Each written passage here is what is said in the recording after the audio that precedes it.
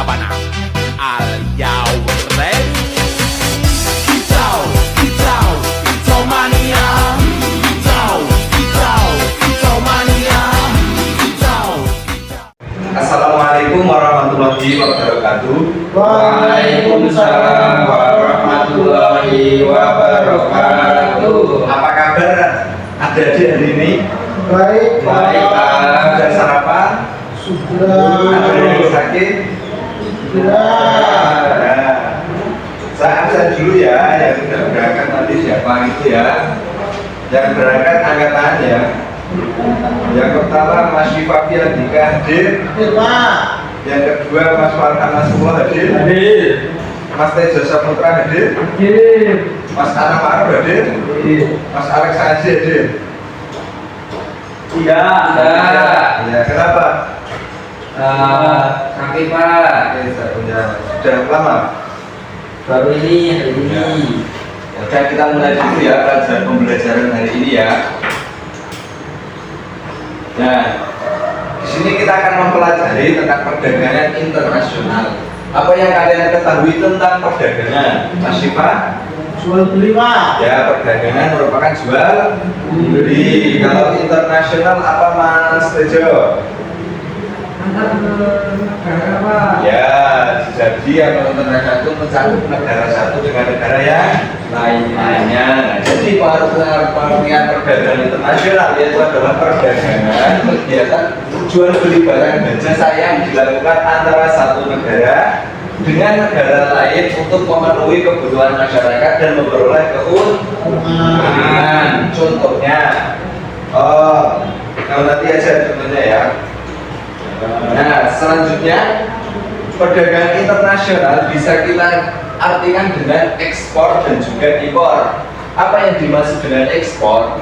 Ekspor adalah kegiatan menjual atau mengirim barang dari dan jasa dari dalam negeri ke luar negeri. Nah, contohnya Indonesia mengekspor kopi ke Jepang, Indonesia juga mengekspor kelapa sawit ke India. Nah, sepertinya Jepang itu tidak mempunyai, contohnya Jepang tidak mempunyai kopi, sedangkan Indonesia itu mempunyai kopi. Nah, Jepang membutuhkan kopi itu harus mengimpor ke Indonesia, dan Indonesia itu kalau menjual ke Jepang itu dinamakan dengan ekspor. Yang kedua ada impor. Impor adalah kegiatan membeli atau memasukkan barang dan jasa dari luar negeri ke dalam negeri. Contohnya, Indonesia mengimpor gandum dari Australia. Contoh yang kedua, Indonesia mengimpor mesin industri dari Tiongkok. Nah, di Indonesia, stok gandum di Indonesia itu sangat sedikit, sehingga Indonesia itu memerlukan lebih banyak gandum dengan cara mengimpor ataupun membeli dari negara lain yang bisa kita sebut dengan istilah impor. Nah, selanjutnya ada neraca perdagangan. Nah, apa yang kalian ketahui tentang neraca perdagangan? Tahu tidak, Mas Farhan? Nggak tahu, Pak. Ya, jadi neraca perdagangan itu adalah catatan yang menunjukkan perbandingan antara nilai ekspor dan nilai impor suatu negara dalam periode tertentu. Nah, jenis neraca perdagangan yang pertama yaitu ada surplus, yaitu nilai ekspor itu lebih besar daripada impor. Yang kedua ada defisit. Defisit apa sih? Nilai impor itu lebih besar daripada ekspor. Yang ketiga ada seimbang atau balance, yaitu nilai ekspor itu sama dengan nilai impor. Nah, contoh, Indonesia mengekspor 500 miliar, sedangkan Indonesia itu mengimpor, pembeli barang dari luar negeri itu menghabiskan biaya sekitar 400 miliar. Karena ekspor lebih besar daripada impor, maka neraca perdagangan mengalami surplus sebesar 100 miliar. Berarti Indonesia mendapatkan keuntungan sebesar 100 miliar. Nah, itu.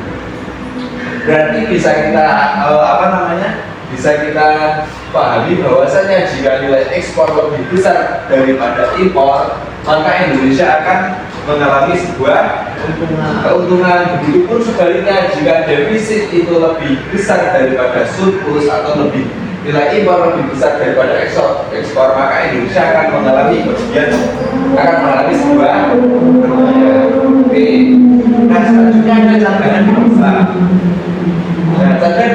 adalah simpanan mata uang asing yang dimiliki oleh suatu negara dan dikelola oleh bank sentral untuk mendukung kegiatan ekonomi serta perdagangan internasional.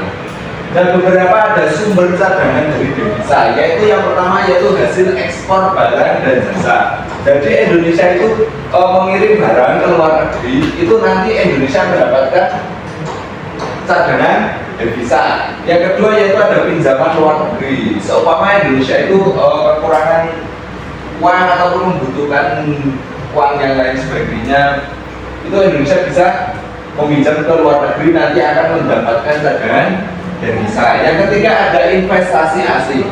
Nah, investasi asing ini yang paling sering digunakan di Indonesia, bahkan sering salah digunakan di Indonesia. Nah, investasi asing itu secara resmi itu sudah kalau yang tidak salah digunakan itu sudah secara resmi digunakan di Indonesia, sudah secara resmi digunakan oleh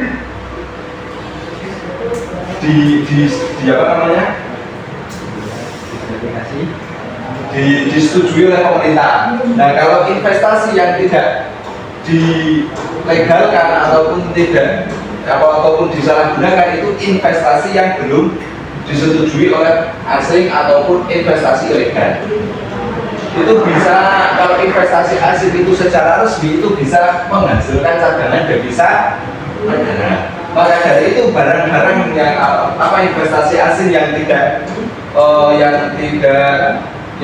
resmi itu bisa merugikan sebuah negara gitu. Yang keempat yaitu ada bantuan ataupun hibah dari negara lain. Seumpama Indonesia membutuhkan beberapa koperasi desa merah putih itu mobil itu, dan Indonesia mendapatkan bantuan hibah dari negara lain, itu bisa masuk ke cadangan devisa. Yang kelima ada pariwisata internasional. Seperti halnya Indonesia kan mempunyai banyak sekali tempat wisata seperti halnya Raja Ampat, Pulau Dewata Bali dan lain sebagainya, itu bisa menghasilkan cadangan devisa negara. Nah, manfaat cadangan devisa negara itu apa sih? Yang pertama yaitu membiayai kegiatan impor. Jadi jika Indonesia mengimpor barang dari luar negeri, membeli barang dari luar negeri, itu nanti akan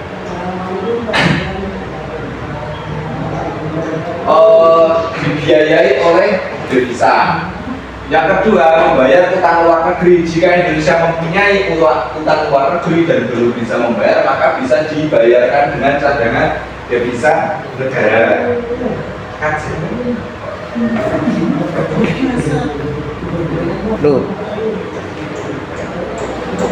Nah, yang ketiga itu adalah menjaga kestabilan nilai tukar rupiah. Nah, jadi jika nilai rupiah kita itu tetap stabil, berarti cadangan devisa negara kita itu masih stabil. Dan jika nilai tukar rupiah kita itu sudah melemah, itu berarti cadangan devisa negara kita itu juga sudah melemah.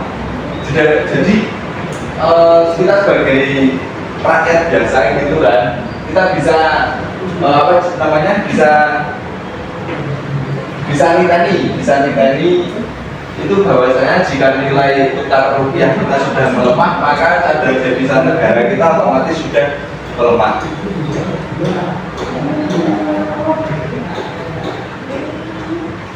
Selanjutnya mendukung kegiatan perdagangan internasional. Yang kelima ada menunjukkan kekuatan ekonomi suatu negara. Lanjut. Manfaat perdagangan internasional. Di sini ada beberapa manfaat perdagangan internasional yang tadi saya sudah jelaskan. Ada memenuhi kebutuhan barang dan jasa yang tidak dapat diproduksi di dalam negeri. Setelah itu menambah devisa negara melalui kegiatan ekspor. Nah, yang ketiga ada memperluas lapangan pekerjaan. Jadi rakyat-rakyat yang tidak mempunyai pekerjaan itu dengan adanya perdagangan internasional itu bisa mendapatkan lapangan pekerjaan. Nah, yang keempat ada meningkatkan pertumbuhan ekonomi negara. Nah, jadi ekonomi negara di sini rendah, ekonomi di sini tinggi. Jadi nantinya yang negaranya ekonominya rendah itu bisa naik dengan adanya perdagangan internasional tersebut. Nah, yang selanjutnya adalah mempererat hubungan kerjasama antar negara. Nah, ini berkaitan dengan yang keempat tadi. Nah, selanjutnya mendorong kemajuan ilmu pengetahuan dan teknologi. Jika kita mengimpor barang dari suatu daerah, itu kita bisa mengetahui ilmu dari barang-barang tersebut. Nah, yang terakhir ada menyediakan lebih banyak pilihan bagi barang bagi masyarakat.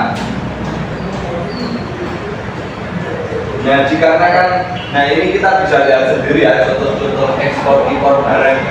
Ini di sini di dalam box ini barang yang diimpor maupun diekspor.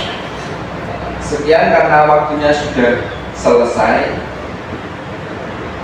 Saya mengucapkan ada pertanyaan besok saja ya.